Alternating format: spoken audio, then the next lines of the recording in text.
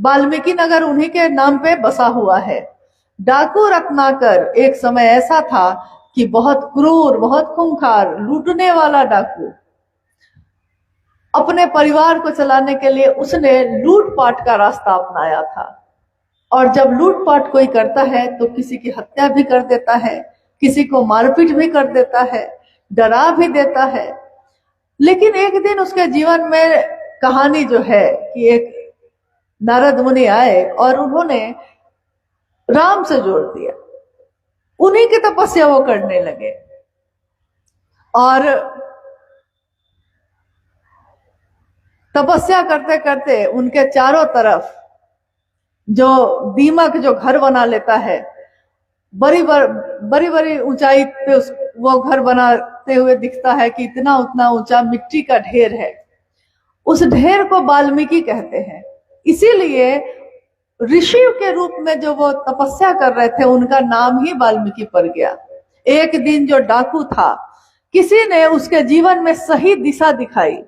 सही दिशा में जब उसका मन चला, वो डाकू ऋषि बना, ऋषि वाल्मीकि।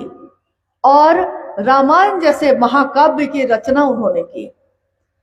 देखिए, एक इंसान जो शरीर में आया है वो नीचे से नीचे भी गिर सकता है, पतन भी हो सकता है उसका इसी शरीर में रहते हुए, और इसी शरीर में रहते हुए उसका वो ऊर्ध्वमुखी भी हो सकता है, जीव से शिव भी हो सकता है।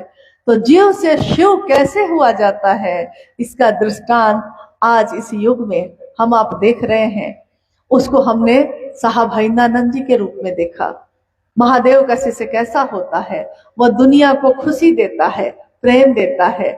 तो ऐसी कितनी बातें हैं, कहानियां अनंत हैं, घटनाएं अनंत हैं। और महादेव के बारे में कोई कितना भी बोले वो कभी खत्म होने वाला नहीं है।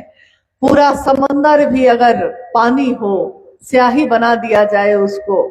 और कहते हैं स्वर्ग में एक वृक्ष होता है पारिजात, उस पारिजात नाम के वृक्ष का टहनी तोड़कर उसकी कलम बनाई जाए, माँ शारदा, माँ सरस्वती, ज्ञान की देवी स्वयं बैठे और महादेव के गुण को लिखने लगे, महादेव की महिमा को लिखने लगे, लिख नहीं पाएंगी।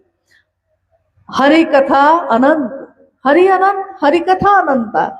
महादेव अनंत है, असीम है, और उनकी बातें खत्म नहीं हो सकती। वो तो जब शुरू होती हैं तो होती ही चली जाती हैं। लेकिन हम लोग आए हैं अल्प समय के लिए, कुछ समय के लिए। महादेव की बात हो रही है।